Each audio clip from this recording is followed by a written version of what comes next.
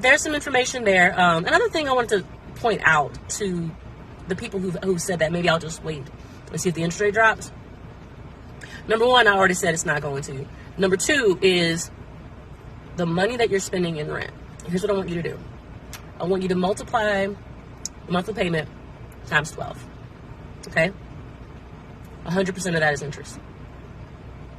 Are you benefiting from any of that besides having a place to stay? No. What's the difference with the mortgage? The mortgage is paying toward your equity in that property. Equity is a wealth growth asset that homeowners can use to invest in other things, to grow their wealth, to provide a financial cushion. If the car breaks down, what if you had a home equity line of credit in place and you could borrow against that line of credit? Not even home equity line of credit, but specifically a line of credit. What if you establish a line of credit because you own the house, right?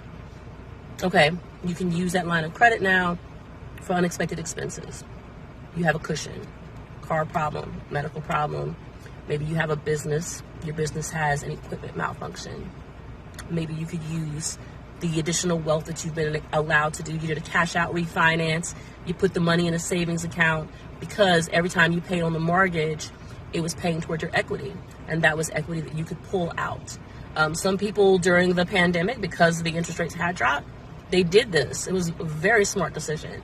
They did a cash out refinance and put the money into a savings account, and they allowed it to sit there.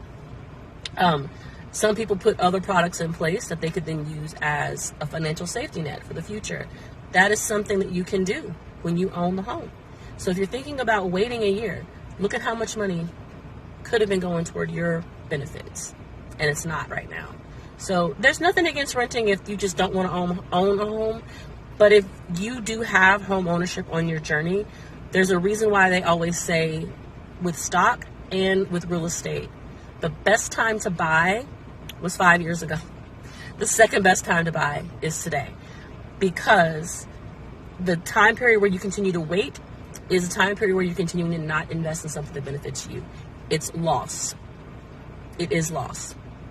So that's the biggest questions that I was asked. So if there's any other questions that you guys think of, just hit me